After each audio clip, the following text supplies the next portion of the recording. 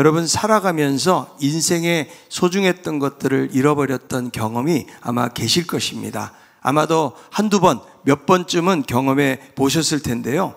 지갑이나 핸드폰 같은 그런 물건을 잃어버렸을 때도 당황스럽지만 가장 힘들고 어려운 경우는 사람을 잃어버린 경험이라는 거죠. 그래서 아이들을 키우다 보면은 늦게 들어오거나 아니면 잠시 잃어버렸다가 찾게 된 그런 경험이 있는 분들, 그때 느꼈던 어떤 공포, 애타는 마음, 안타까운 마음들은 다 표현하지 못할 것입니다. 그래서 지금도 어렸을 때 잃어버린 자녀들을 아직도 찾지 못하고 계속 애타게 찾는 사연들을 우리들은 한 번씩 접하게 되어지는데, 사실 그런 사건들이 나의 사건이 아니기 때문에 우리들은 그저 안타까운 마음을 갖는 것만으로도 족하다고 여길 수 있겠지만 그 부모들의 애타는 마음은 이루 말할 수가 없을 것입니다. 그만큼 자식을 잃어버린 자들에게는 이 부모는 말할 수 없는 고통을 받게 되어지는 거죠. 자, 오늘 우리가 읽었던 이 스바냐 말씀도 보면 유다 백성들을 향한 하나님의 깊은 마음이 담겨져 있는데, 자, 스바냐 3장 17절에 있는 말씀 다시 읽어보겠습니다. 너희 하나님 여호와가 너희 가운데 계시니 그는 구원을 베푸실 전능자이시라. 그가 너로 말미암아 기쁨을 이기지 못하시며 너를 잠잠히 사랑하시며 너로 말미암아 즐거이 부르며 기뻐하시리라 하리라. 자, 지금 유다 백성들은 바벨론 침공 직전에 어두운 시대를 살아가는 거예요. 이때는 정치적으로나 종교적으로 부패가 만연하고 그리고 하나님에 대한 신뢰가 깨어져 있는 그런 시대를 살아가고 있는 것입니다. 그래서 하나님이 스바냐를 보내셔가지고 심판을 선포하세요. 그러나 그 백성들을 향한 하나님의 마음은 무엇인가 하면 다시금 회복시키는 거예요. 그래서 이 말씀을 읽어보면 현재 이 백성들이 돌아오지는 않았지만 이 하나님의 마음을 보세요. 하나님은 그 백성들을 향해서 어떤 마음을 가지신다는 거예요? 기쁨을 이기지 못하시고 잠잠히 사랑하신다라는 이런 놀라운 표현이 있는 것을 보면서 우리들은 하나님의 깊은 마음을 발견할 수가 있는 거예요. 그리고 오늘 우리가 읽었던 이 누가복음에 있는 말씀도 양의 잃어버린, 어린 양 잃어버린 비유를 통해서 한 영혼이 돌아올 때에 하늘에는 가득한 기쁨을 보여주고 있는데, 이 말씀을 통해서 잃어버린 한 사람을 찾으시는 하나님의 그 사랑의 마음을 우리들은 조금이라도 헤아릴 수가 있는 것입니다. 누가복음 이 15장을 보면 잃은 것을 찾으시는 하나님이라는 이 공통적인 주제가 나오고 세 가지 비유가 등장해요. 하나는 잃은 양에 대한 비유, 그리고 잃은 드라크마에 대한 비유, 그리고 잃은 아들에 대한 비유, 세 가지가 나오고 오늘이 첫 번째 잃은 양에 대한 그런 비유입니다. 자, 지금 예수님께서 이 말씀을 전하시는데 누구에게 이 말씀을 전하시느냐? 대상자가 중요한데요. 자, 누가복음 15장 1절에 나와 있습니다. 모든 세리와 죄인들이 말씀을 들으러 가까이 나오니. 여기에 보니까 지금 대상자들이 누구예요? 모든 세리와 죄인들. 이 사람들은 사회적으로 비난받고 버림받은 자들의 대표적인 그런 사람들이죠. 이 당시에 세리는 로마의 하수인입니다. 그래서 이스라엘 백성들이 어려운 삶을 살아가지만 그들에게 많은 세금을 걷어들였기 때문에 부정과 부패의 대명사로 알려져 있고, 그리고 종교적으로나 도덕적으로 죄인 취급을 받는 사람들이에요. 근데 예수님께서 이런 부류의 사람들에게 말씀을 전하시니까 지금 바리새인이나 서기관들은 가만히 있을 수가 없는 거죠. 15장 2절에서 이렇게 말씀합니다. 바리새인과 서기관들이 수군거려 이르되 이 사람이 죄인을 영접하고 음식을 같이 먹는다 하더라. 이 당시 종교 지도자들은 율법 준수와 거룩한 구별을 강조했기 때문에 죄인들하고 함께 교제하는 것을 이들은 불결하게 여겼던 거예요. 그러니까 예수님이 이들하고 함께 밥을 먹는다라는 행위는요, 그 당시에 어떤 종교적으로 사회적인 규범에 정면으로 대처하고 거스르는 일이었던 것입니다. 당시 유대 사회에서 죄인들은 단순히 그냥 도덕적으로 나쁜 사람만을 의미하는 것이 아니고 율법을 노골적으로 어기는 사람들, 도둑이라든지 간음한 사람이라든지 아니면 폭력을 행하는 사람들, 이런 사람들뿐만 아니라 율법을 제대로 지키지 못하는 사람들, 세리, 장사꾼, 목자, 이런 사람들이 여기에 속한다고 볼 수가 있는데, 자, 이들하고 식사를 한다는 것은 단순히 밥을 먹는 의미가 아니고요, 친밀한 교제와 신뢰의 표시였던 거죠. 자, 우리들도 밥 먹으라고 그러면 지금 옆에 사람이랑 밥 한번 드십시오 그러면요, 아마도 어색할 사람이 한두 사람이 아닐 거예요.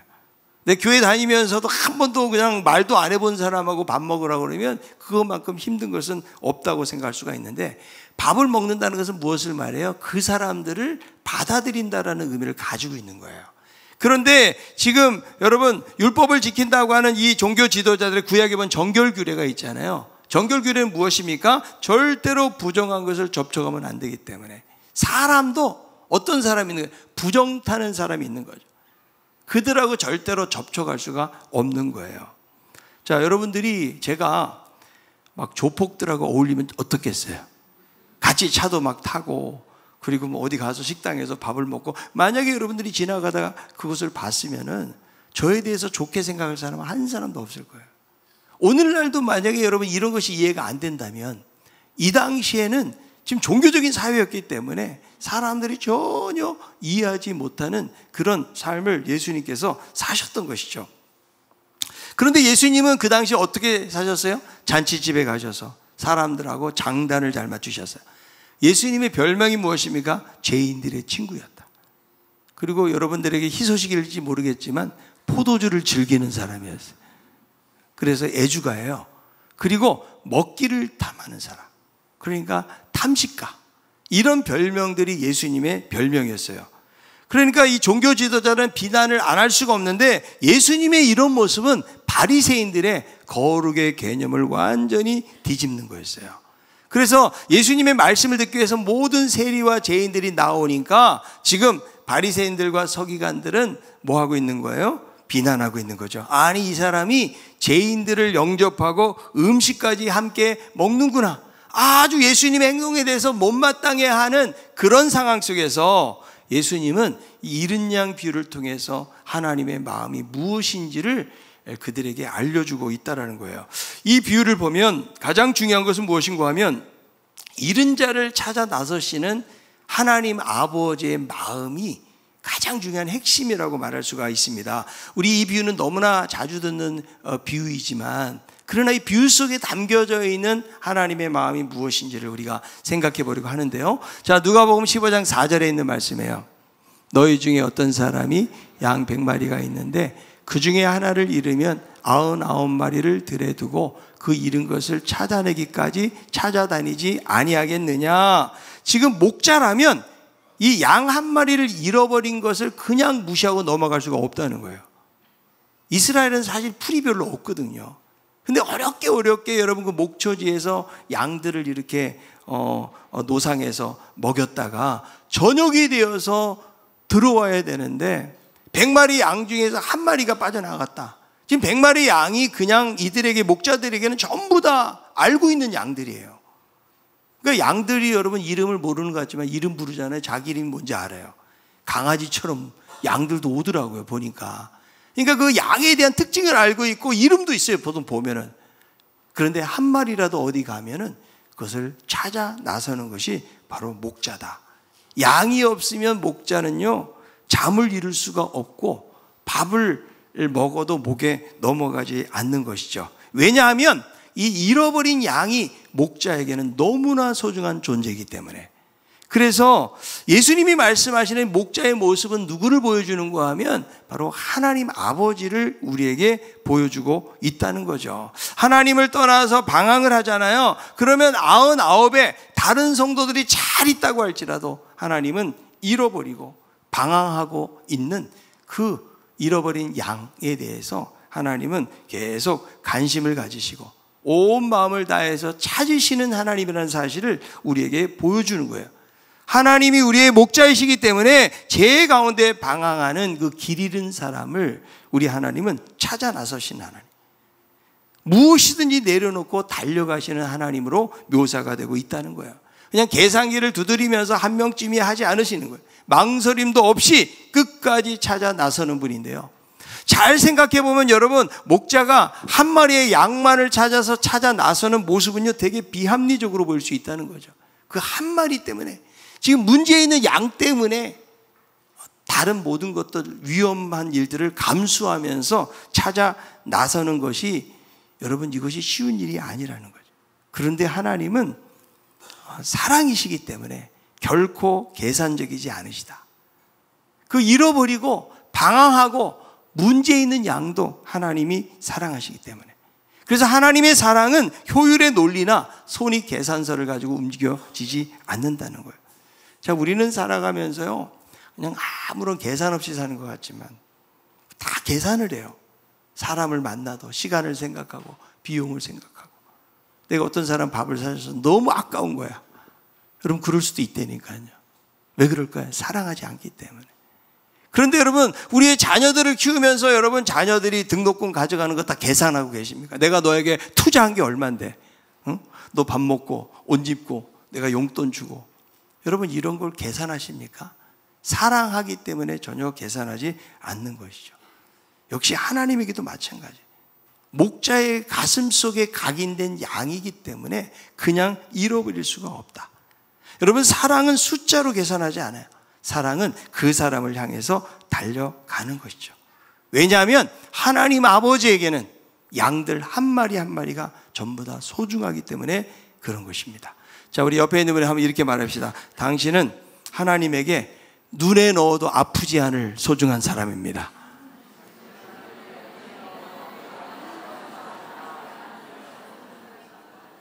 여러분, 때로는 내가 방황을 해도 나를 하나님이 찾으시겠어?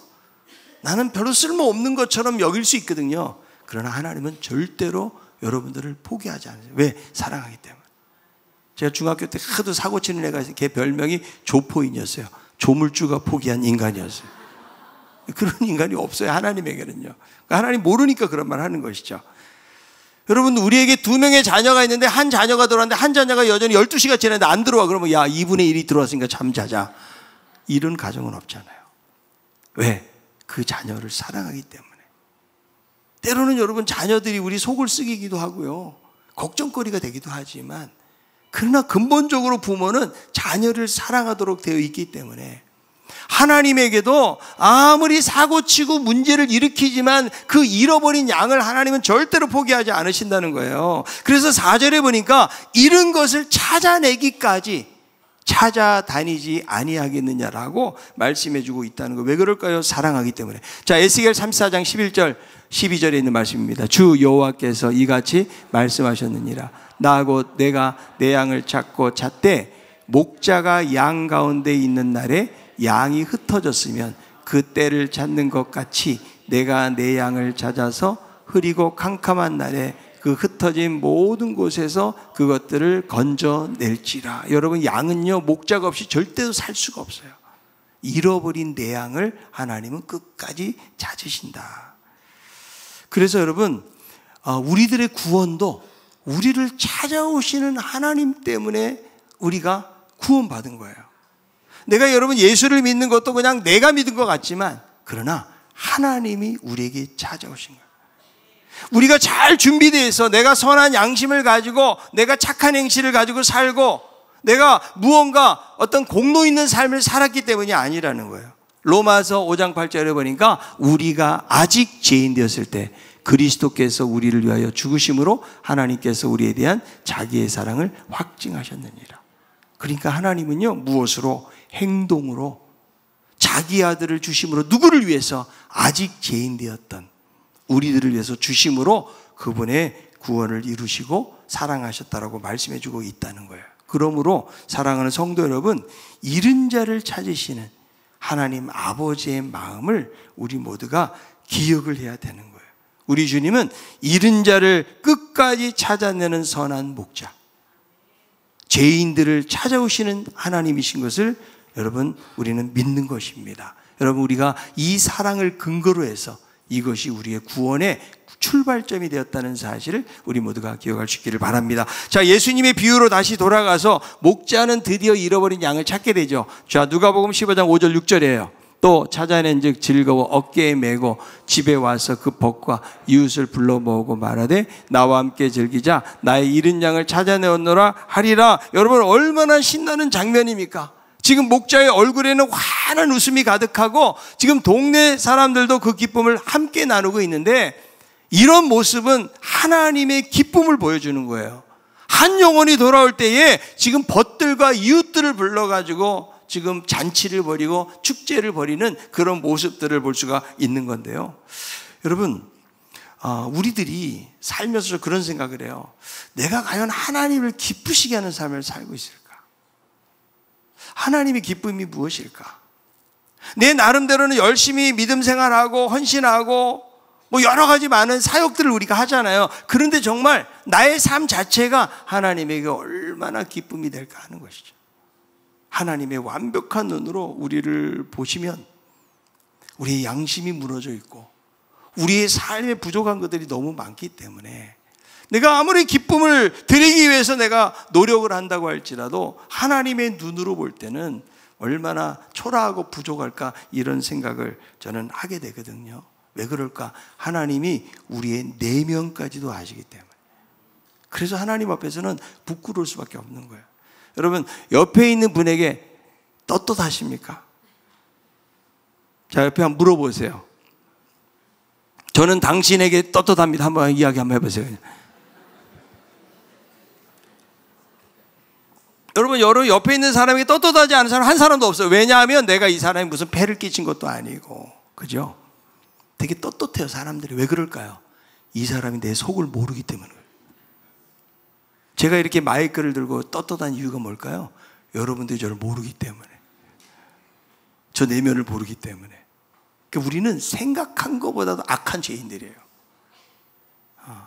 그런데 하나님은 우리의 모든 내면까지도 아시기 때문에 우리가 정말 하나님을 기쁘시기 위해서 열심히, 물론 우리가 성장하고 하나님 앞에 순종하는 모습을 기뻐하실 거예요. 그러나 그 기쁨만 가지고는 하나님 앞에 충분한 기쁨을 드리기가 어렵다는 거예요. 그런데 오늘 말씀을 보니까 하나님의 진정한 기쁨이 무엇인지를 보여주고 있는데요. 이 기쁨은 죄인들이 회개하고 돌아올 때 가장 큰 기쁨을 갖는다고 성경은 말씀하는 거예요. 자, 누가복음 15장 7절에 있는 말씀이에요. 내가 너에게 이르노니 이와 같이 죄인 한 사람이 회개하면 하늘에서는 회개할 것 없는 의인 99으로 말미암아 기뻐하는 것보다 더하리라. 그러니까 하나님의 기쁨은 무엇입니까? 의인들의 모임보다는 한 사람이 회개하고 돌아오는 것을 가장 기뻐하신다고 말씀해 주고 있는데, 우리는 여기서 하나님 마음의 신비를 엿보게 되어지는 거죠. 여러분, 믿지 않는 사람이, 한 사람이 회개하고 돌아올 때는 마치, 여러분 우리가 그런 거 보잖아요. 수십 년 만에 막 부모를 만나게 되는 거 보잖아요. 잃어버렸던 자녀를 찾듯이 하나님은 그렇게 기뻐하신다. 그래서 누가복음 우리 스바냐 3장 17절에 있는 말씀도 무엇입니까? 기쁨을 이기지 못하시며 하나님은 즐거이 노래하신다.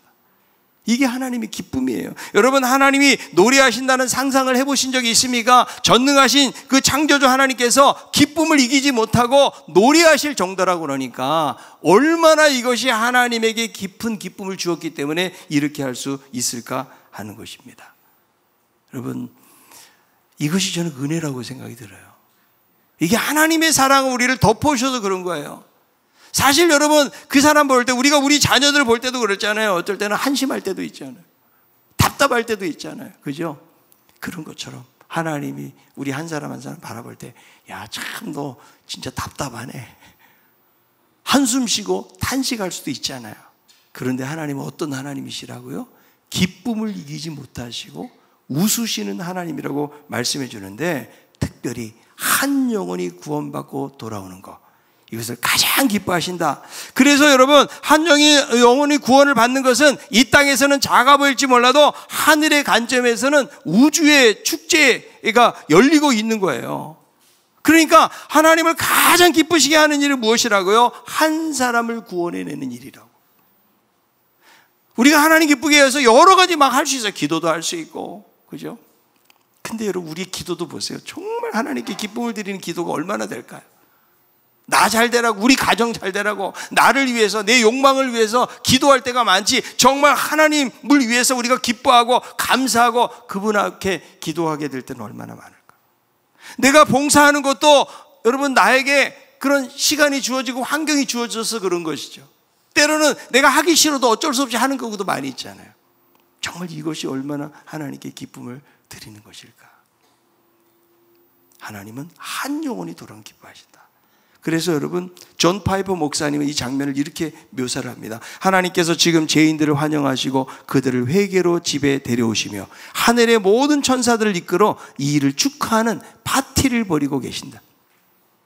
그 시간에 중국이나 세계 어디선가 벌어지는 어떤 역사적인 사건도 이 일에 비하면 아무것도 아니다. 우리가 볼 때 교회 한쪽에서 한 죄인이 돌아와서 눈물을 흘리면서 예수님을 영접하는 장면은 영적인 세계에서는 가장 큰 뉴스거리가 된다는 거예요. 하늘의 천군 천사가 환호성을 부르면서 할렐루야, 또 한 사람을 구원받았네, 이렇게 외치는 장면을 여러분 상상해 보세요. 요한계시록에 보니까 천군 천사가 큰 소리로 하나님을 찬양하는 장면들이 나오잖아요. 무엇을 통해서? 이런 하늘의 예배 속에서 축제는 언제 벌어진다고요? 한 영혼이 회개하고 돌아올 때 벌어진다. 찰스 스펄전은 이 장면을 묘사하면서 아버지는 입이 귀에 걸리도록 웃으시며 집 나간 그 아들이 돌아온 것 외에는 아무것도 보이지 않으셨다. 죄인 한 사람이 돌아올 때에 하나님은 입이 귀에 걸리도록 웃으시는 하나님. 천국에서는 이런 성대한 축하 잔치가 벌어지게 되어진다.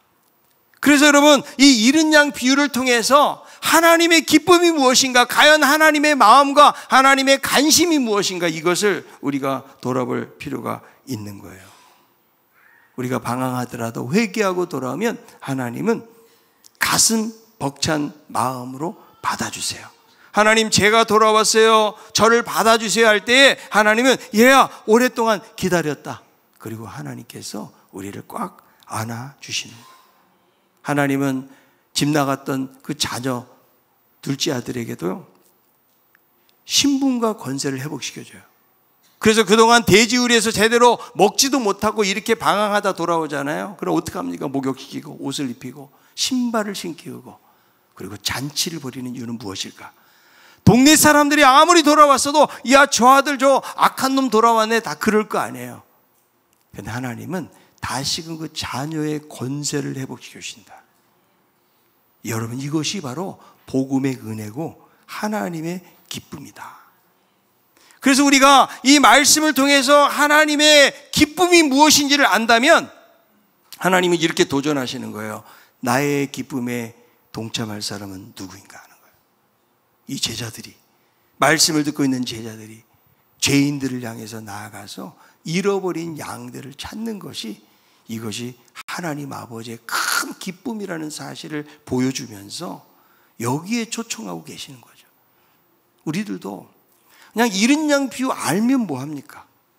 이른 양 비유를 통해서 하나님 아버지의 마음, 세상을 향한, 그 잃어버린 영혼들을 향한 하나님 아버지의 마음이 무엇인지를 깨닫지 못하잖아요. 그러면 내가 아무리 열심히 신앙생활해도 정말 하나님의 기쁨이 무엇인지를 모르고 우리가 살아갈 수가 있기 때문에 이런 시간을 통해서 하나님의 기쁨이 무엇인지를 깨닫고 그 기쁨에 동참하는 우리들 모두가 다 될 수 있기를 바랍니다. 우리가 하나님의 자녀잖아요. 하나님을 닮아가야 돼요. 하나님 아버지의 심장이 잃어버린 자를 향한 사랑과 열정으로 뜨겁다면 자녀된 우리들도 가만히 있을 수가 없는 거예요. 여러분, 누가복음 15장 마지막 부분에 보니까 집 나간 아들 이야기 여러분 다 아시잖아요. 탕자가 돌아왔을 때 제일 슬퍼했던 대상이 누군지 아세요? 여러분, 누군지 아십니까? 송아지예요. 송아지. 송아지 잡기 때문에 제일 두려워. 그리고 또 하나가 누구냐면 맏아들입니다. 이 아들도 잃어버린 아들이에요. 그래서 야, 저렇게 집 나가서 방탕하다가 돌아온 이 아들을 받아주고 잔치를 벌이는 그런 아버지를 이해할 수가 없었는데, 여러분, 우리들도 우리 마음에 이런 큰아들과 같은 냉대함이 있지는 않는가를 돌아볼 필요가 있어요. 여러분, 우리 교회에 새 가족이 오면 여러분 정말 기쁘십니까? 대부분 많은 사람들이 무관심해요. 그렇지 않나요? 저 사람이 나하고 무슨 상관이 있어? 그죠? 내가 아는 사람이라면, 내가 어떤 그 부서에 속해 있다 그러면 그 사람을 잘 대해 주겠지만, 그런데 보통의 대부분의 많은 사람들은 별로 관심을 안 써요. 그것은 우리 마음속에 하나님의 마음이 없다는 것을 증명해 주는 거예요. 사실 여러분, 새 가족들이 들어오잖아요. 모든 면에서 불편해질 수 있어요. 내가 주차해야 되는데 그 자리에 새 가족이 들어가 있어요. 내가 예배 시간을 그냥 수십 년 동안 내가 예배 자리를 지켰는데 거기에 그냥 어느 날 새 가족이 거기서 앉아 있는 거예요. 여러분, 식당에 밥 먹을 때 줄이 길어집니다. 그리고 그냥 어디서 나타났는데 나는 그렇게 열심히 봉사해도 사람들이 알아주지 않는데 저 믿은 지 얼마 안 되는 저 사람, 저렇게 많은 사람들이 환영하고 축하해주는 모습을 보면서 우린 거기서 소외됨을 경험할 수도 있는데요. 여러분, 잃은 영혼에 대한 무관심, 이게 큰아들, 바로 바리새인들, 서기관들, 그들의 모습을 보여주고 있다는 거죠. 하나님은 잃어버린 양에 대해서 그런 안타까운 마음을 품고 있는데 우리들은 거기에 대한 관심이 없다면, 그러면 여러분, 우리는 하나님의 마음을 헤아리지 못하고 살아가는 거예요. 지금 하나님 모르지만 세상에 방황하고 있는 그런 영혼들은요, 다 하나님의 소유, 하나님의 자녀감이에요. 지금 그 사람들이 우리의 가정과 일터와 우리의 이웃들 가운데 있다. 그리고 그들은 누군가가 와서 손잡아 주기를 기다리고 있는, 하나님은 우리 한 사람 한 사람에게 그 아버지의 마음을 가지고 잃은 양들을 구원해 낼 것을 하나님이 우리에게 말씀해 주고 있다는 거예요. 여러분, 오카는 목사님이 사랑의 교회 목사님이셨잖아요. 과거에 사역하시면서 검사 생활을 30년 했던 분이 계셨대요. 얼마나 그 당시에 권사 생활을 했으면은 권세가 하늘을 찌르겠어요. 그런데 이분이 암에 걸린 거예요. 그래가지고 병원에 있는데 이분이 결국은 예수를 믿게 됩니다. 고린도후서 5장 15절에 있는 말씀. 이제 우리가 사는 것은 나를 대신해서 죽으신 그리스도를 위해 산다는 그런 말씀이었거든요. 그래서 이분이 그때부터 예수님을 만나고 복음을 받아들인 이후부터는 들어오는 사람들에게, 동료, 변호사들, 판사들, 또 사람, 검사들, 이들에게 복음을 전하는 거예요. 그런데 암으로 고통받고 있으니까 나중에 말을 못하니까 종이에다 써가지고, 내가 말을 못하니까 예수 믿으세요 보는 사람들에게 그렇게 복음을 전했다는 거예요. 그러니까 복음을 만나니까, 이 기쁜 소식을 접하게 되니까, 내가 아무리 세상에서 권세를 가지고 명예를 가지고 살았던 이 사람이 예수님 만나고 나니까 그렇게 복음 전하는 삶을 살면서 하나님의 기쁨에 동참했던 것을 볼 수가 있는데요. 여러분, 우리의 삶 속에도 잃어버린 양들을 하나님이 다 준비해 놓으셨어요. 그것이 믿지 않는 가족일 수도 있고, 우리의 친구, 우리의 동료일 수도 있고요. 혹은 우연히 스치듯 지나가지만 아직 마음의 부담으로 남는 그런 사람일 수도 있다는 거예요. 여러분, 그들을 위해서 하나님이 여러분들을 세우신 거예요. 그러므로 우리는 이 말씀을 통해서 우리 주변에 잃어버린 양이 누구인지를 여러분 생각해 봐야 돼요. 그리고 제일 먼저 해야 될 것은 뭐냐면 그 영혼을 위해서 기도하는 일을 시작해요. 왜? 기도할 때 성령님이 마음을 여시기 때문에. 그리고는 관심과 사랑을 보여주세요. 나의 진심 어린 사랑을 느끼도록 필요를 채워주고 이야기를 들어주고 함께 시간을 보내고, 그리고 그 영혼의 가치를 인정해 주는 일을 해야 돼요.